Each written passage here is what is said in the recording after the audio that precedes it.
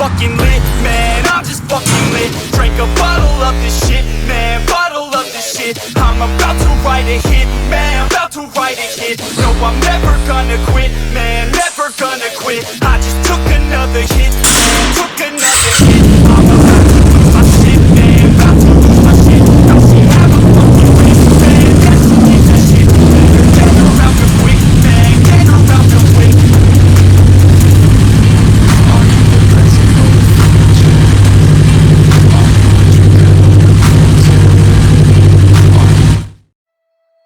Salut les gens, c'est Wolfbacker, j'espère que vous allez bien, tout cas moi ça va super. Aujourd'hui les gens, je vais vous présenter une moto qui pour moi est une moto, très bonne moto, vraiment. C'est une très très bonne moto, c'est une Aprilia. Donc vous voyez un peu le type de moto qu'il y a. C'est du 2 temps. Je pense que vous avez compris. Je vais vous parler de la Aprilia RS 125 2 temps. Pas du tout, clairement pas. Je vais aujourd'hui vous présenter du coup la RS 660 de chez Aprilia qu'ils ont annoncé, qui sort normalement en novembre, donc au mois de novembre 2020 ici. Donc je vous assure les gens qu'il y a un panel de choses à dire sur cette Aprilia RS 660 pardon. Déjà, je vais vous mettre deux photos. Ici, la RS60 et la RS660, pardon, et ici la RSV4. Une ressemblance, je trouve aussi. Effectivement. Alors, je vous avoue que je trouve une réelle ressemblance entre ces deux motos qui ne sont pas du tout la même. Concrètement, en termes d'éléments techniques, de caractéristiques techniques, ce ne sont pas du tout les mêmes. Or, au niveau de l'esthétique, je trouve qu'il y a réellement une ressemblance entre la petite et la maman, la petite fille et la maman, je vais les appeler comme ça. Donc, qu'est-ce qu'on peut avoir également sur cette Aprilia? Alors, déjà, on va avoir un écran TFT qui est concrètement, je pense, quasi le même que le compteur de sa maman. Le tableau de bord de la RSV4, ça, pour moi, est encore une fois une bonne ressemblance entre les deux. Donc je pense que concrètement, en fait, ils ont pris le compteur de la RSV4, ils l'ont mis sur la RS660, emballé, c'est posé, et puis voilà. Qu'est-ce qu'on va avoir aussi? Alors on va avoir du 120, des pneus de 120 à l'avant et du 180 à l'arrière. Il faut savoir aussi que cette moto, les gens, aura un freinage Brembo. Aura du freinage Brembo à l'avant et à l'arrière. Je reviens sur le tableau de bord. Vous devez savoir que vous allez avoir une petite chose qui va vous sembler inutile, parce qu'on n'en a jamais eu besoin, en tout cas moi j'en ai pas besoin sur la Ninja. Vous allez pouvoir connecter votre tableau de bord tout simplement à votre smartphone. Ouais, vous allez me dire c'est débile. Mais pas tant que ça. Parce que je vais vous donner un exemple. Personnellement, quand je mets le plein avec la Ninjet, quand je mets un plein, je remets mon tripé à 0, comme ça je vois un peu l'autonomie que je peux faire avec un plein suivant mon style de conduite. Or des fois, il m'arrive d'oublier de le remettre à 0. Et je pense que cette application justement, qui, je vous le dis, pour voir votre conso moyenne, vos trajets et la distance que vous allez parcourir, pourrait être utile notamment sur les gens qui roulent comme des porcs concrètement, et qui harcouillent et qui bouffent leur plein très rapidement. Donc si par exemple vous oubliez de mettre votre compteur, votre tripé à 0 pour voir combien de kilomètres vous faites avec un plein, tout simplement en fait vous allez pouvoir avec l'application vous donner une idée du nombre de kilomètres que vous avez fait tout simplement. Donc je vous ai dit qu'il y avait un freinage Brembo, donc avant-arrière je pense, l'ABS comme toutes les motos. Il faut savoir qu'il y aura un panel électronique. Concrètement, ça peut être utile, mais j'ai un doute. Parce qu'avoir un panel électronique sur la Aprilia, donc je vais vous dire clairement, il y a deux versions. Version du permis A, donc version à 100 chevaux, il me semble, 100 chevaux plus net. Et ils ont dégonflé un peu le moteur pour faire une version pour le permis A2.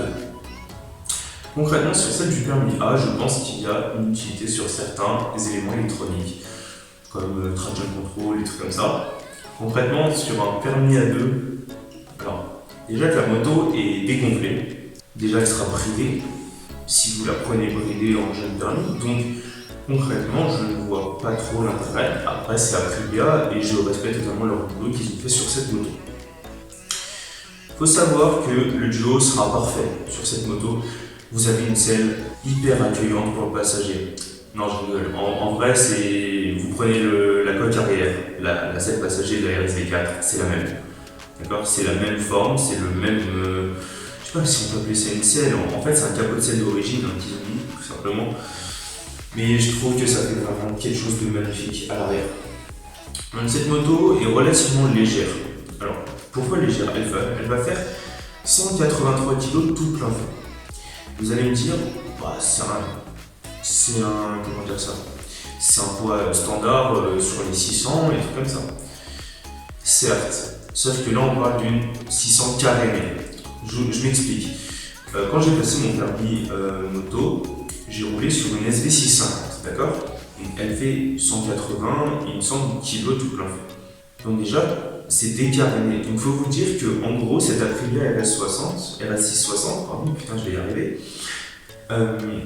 Faut vous dire que en gros, même avec des carénages, elle est aussi légère qu'un roadster. Et ça, je trouve que c'est quelque chose de non négligeable. Alors, pour la prochaine info qui va suivre, je ne suis pas certain. J'ai vu ça sur un site, je crois que c'est Caradisiac Moto ou un truc comme ça, que apparemment il y aurait un shifter sur cette RS660 d'origine. J'espère juste que le prix ne sera pas le même pour la version 95 chevaux et la version 100 chevaux. Je m'explique. La version 100 chevaux s'estime au permis A. On est d'accord. C'est-à-dire que si par exemple tu as passé ton permis à 18 ans, en permis A, tu auras 20-21 ans, suivant quand tu as passé ta passerelle. Et je trouve que concrètement, cette moto est chère pour un permis A2. Même s'il y a de l'électronique, même s'il y a toute la technologie que peut embarquer une moto aujourd'hui, je trouve que cette moto est légèrement trop chère. Pour le permis A2, après pour la version 100 chevaux, je ne dis pas. Ça peut se faire. Parce qu'il faut savoir que cette moto, les gens, elle est proposée au tarif de 11 050 €. Je vous avoue que quand tu regardes, quand tu vois que tu as une Ninja 650, sans parler du Kawasaki, c'est une comparaison entre types de moto, entre sportives. Entre guillemets, je m'expliquerai après pourquoi je fais des guillemets. Quand tu prends une Ninja 650, tu n'as pas tout ce panel électronique. Tu n'as pas la même puissance. Je suis totalement d'accord. Seulement, elle est, il me semble, 8 000 € à l'arrondi. Ici, tu as 3 000 € de plus. Alors, certes, il y a de l'électronique. Certes, elle est tout simplement magnifique. Certes, le tableau de bord, ils ont fait un travail de fou. Donc, à mon sens, je trouve que cette moto, à 11 050 €, pour la version 100 chevaux, ça passe. Pour la version 95 chevaux, donc permis A2, je pense pas que, entre guillemets, tout le monde a 11 000 € à mettre dans sa première moto.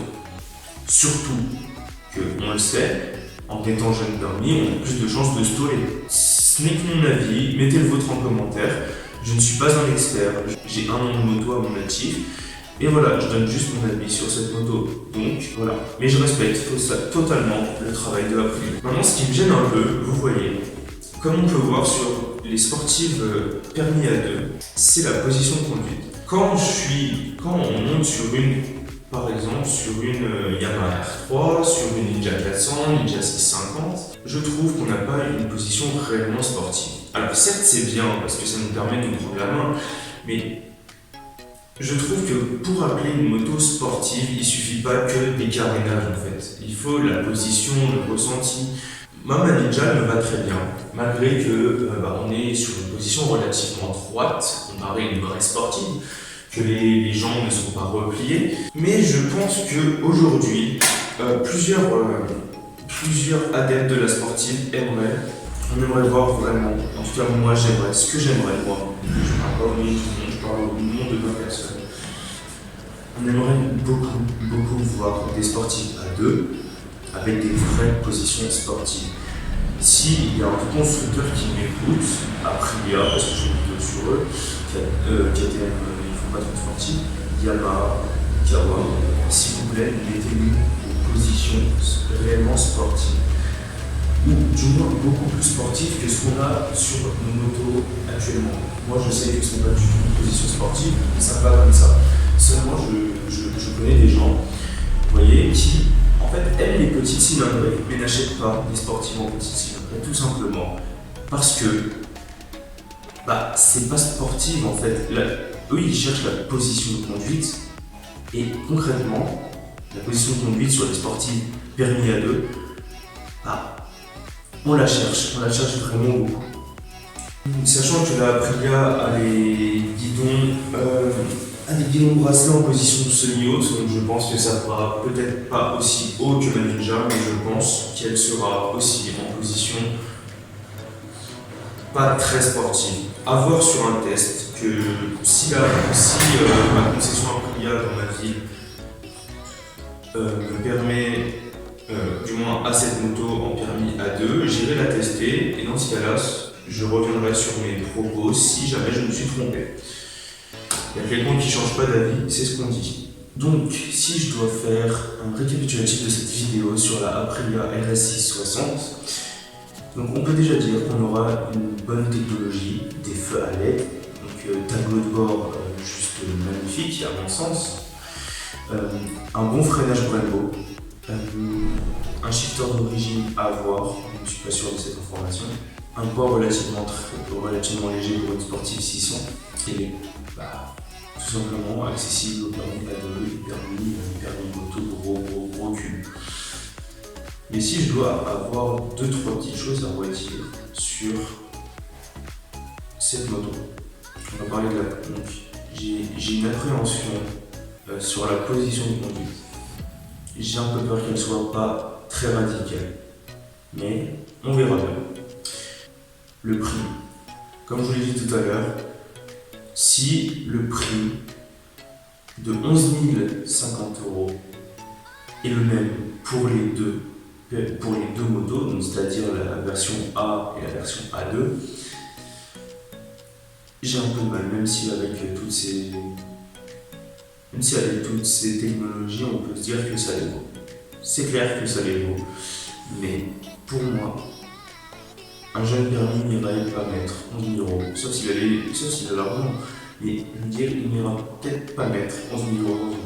Même les coloris sont beaux, je veux dire, ils ont fait un coloris noir, un coloris bleu, on dirait un petit peu un bleu galaxie, et ils ont même osé un coloris jaune avec les jantes rouges.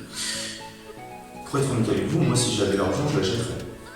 Mais il y aurait un critère que je prendrais en compte, c'est la position de conduite. Sur ce, j'espère que cette vidéo vous aura plu, que cette moto est susceptible de vous plaire. Si elle vous plaît, mettez-le en commentaire, mais expliquez pourquoi. Si cette vidéo vous a plu, justement, n'hésitez pas à la liker, à la commenter, à la partager, à partager la chaîne YouTube pour qu'on soit plus nombreux dessus, tout simplement. Et sur ce, moi je vous dis à la prochaine. Elle vous dit au revoir aussi. Ride safe, faites gaffe sur les routes, il y a toujours des tarés un peu. Bye bye les gens.